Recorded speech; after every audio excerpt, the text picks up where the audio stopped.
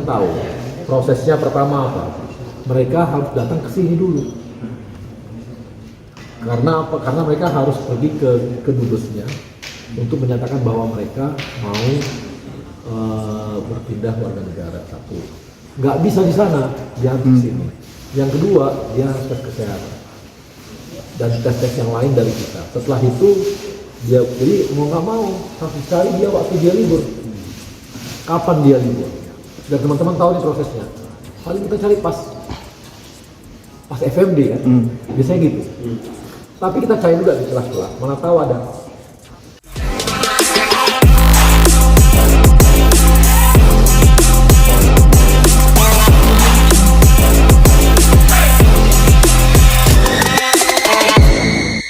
Teman sudah lihat sendiri bagaimana dinamika dalam raker itu, dan akhirnya Komisi 3 menerima dan menyetujui permohonan dari pemerintah.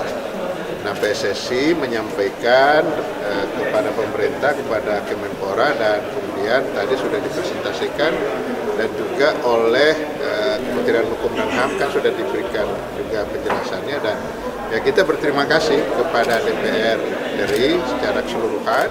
Akhirnya dibocorkan, Arya Sinulinga sebut PSSI sedang menaturalisasi dua pemain Greta, Jayden Osterwolde dan Justin Mathieu. Kabar mengejutkan kembali datang dari dunia sepak bola Indonesia. Setelah serangkaian naturalisasi sukses seperti Rafael Struijk, Ivar Jenner, hingga Joel Piru dan Ian Madsen, kini publik tanah air kembali dibuat terkejut dan bersorak. Arya Sinulinga, anggota Komite Eksekutif PSSI, akhirnya membocorkan informasi penting bahwa PSSI sedang memproses naturalisasi dua pemain Greta Eropa, yakni Jayden Osterwolde dan Justin Mathieu. Kedua nama ini memang tidak banyak muncul dalam spekulasi media sebelumnya, namun kualitas mereka tidak perlu diragukan lagi. Jayden Osterwolde merupakan bek tangguh yang saat ini bermain untuk Fenerbahce, klub papan atas Turki, sedangkan Justin Mathieu adalah gelandang serang eksplosif yang sudah malang melintang di klub-klub Belanda dan Eropa Timur. Dalam wawancara eksklusifnya, Arya Sinulinga menyatakan, "Kami sudah menjalin komunikasi intensif dengan dua pemain ini. Mereka memiliki darah Indonesia dan secara teknis sudah kami nilai sebagai pemain dengan kualitas grade A. Proses legalitas sedang berjalan. Jika tidak ada halangan, mereka bisa membela timnas sebelum babak akhir kualifikasi Piala Dunia 2026. Pernyataan ini sontak membuat publik heboh dan optimisme terhadap kekuatan timnas Indonesia semakin menguat. Apalagi, dengan bertambahnya slot pemain diaspora, skuad Garuda kini semakin lengkap dari lini belakang hingga serang. Jayden Osterwolde bukan sosok asing di dunia sepak bola Eropa. Pemain berusia 23 tahun ini adalah bek kiri andalan Fenerbahce, salah satu klub terbesar di Turki. Ia dikenal sebagai bek modern yang memiliki kecepatan, fisik kuat, dan kemampuan bertahan serta menyerang yang seimbang. Bahkan, pada musim 2024-2025, Osterwolde menjadi bek dengan jumlah tackle sukses tertinggi di Liga Super Turki.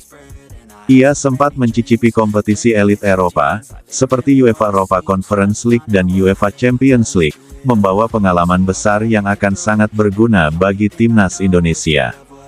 Osterwolde diketahui memiliki garis keturunan Indonesia dari pihak ibunya yang berasal dari Maluku. Dalam wawancara media Turki, Jayden pernah berkata, "Saya tumbuh dengan dua budaya, Eropa dan Indonesia. Saya bangga memiliki akar dari Indonesia, dan jika ada kesempatan membela negara leluhur saya, itu akan jadi kehormatan besar." Jika resmi dinaturalisasi, Osterwolde akan menjadi pesaing sekaligus tandem ideal untuk posisi bek kiri bersama Michel Bakker dan Kevin De. Nama Justin Mathieu memang tak sepopuler pemain Belanda lain seperti Jenner atau Riedewald, namun kualitasnya tidak bisa dianggap remeh.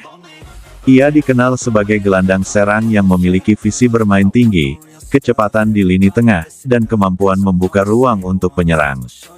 Pemain ini tampil impresif di klub Armenia, FC Ararat Armenia, dan sebelumnya pernah bermain untuk Cambuur, Go Ahead Eagles, serta Willem II di Belanda.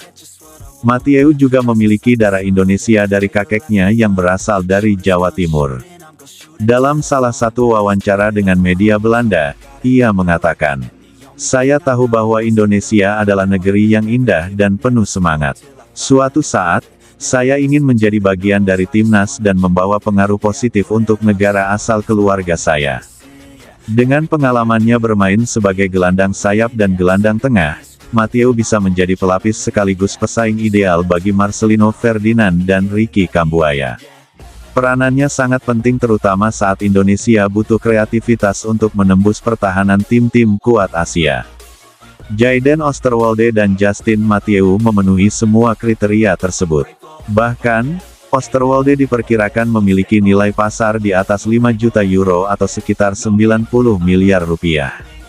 Ini menjadikannya salah satu bek termahal yang akan pernah membela Garuda jika proses naturalisasi selesai.